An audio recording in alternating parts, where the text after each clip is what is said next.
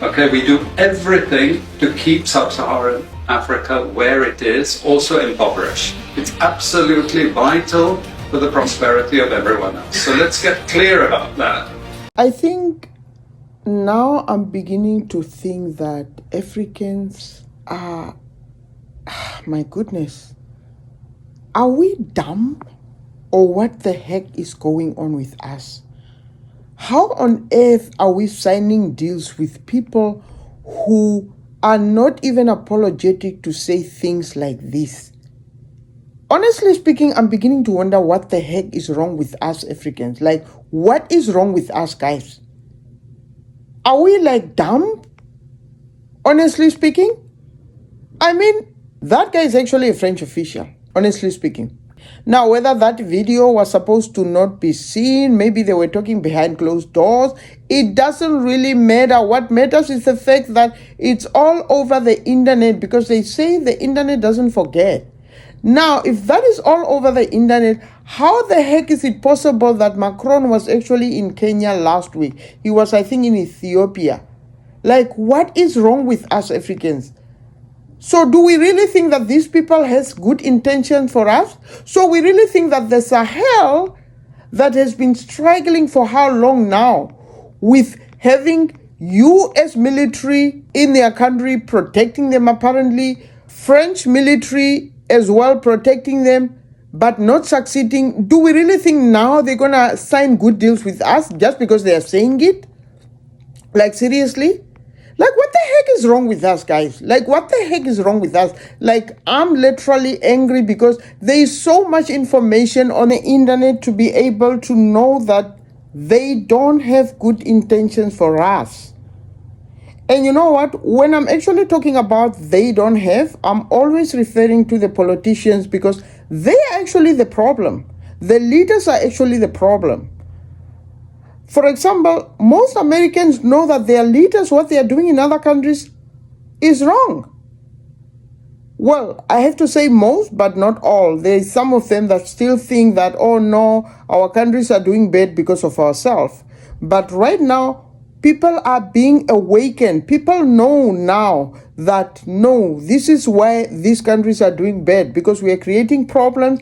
We offer solutions, we steal their resources in the form of payment for those problems that we created.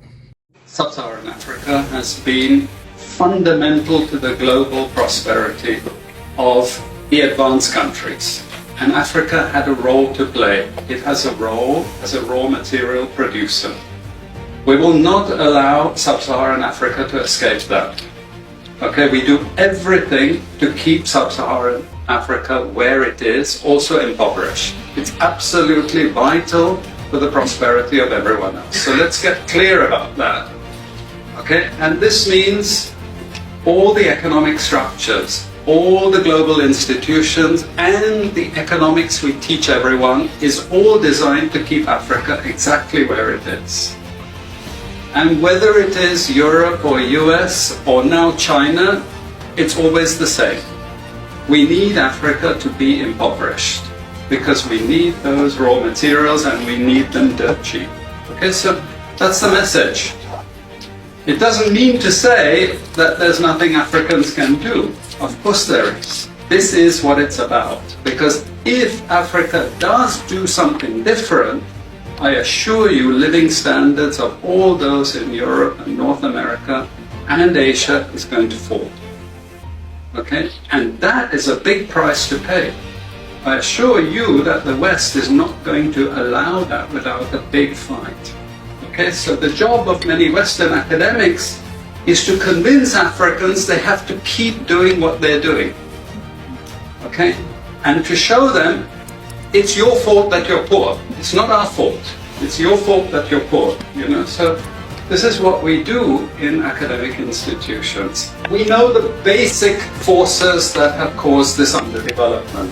We know it's colonization. We cannot afford to allow Africa to industrialize and start producing manufactures.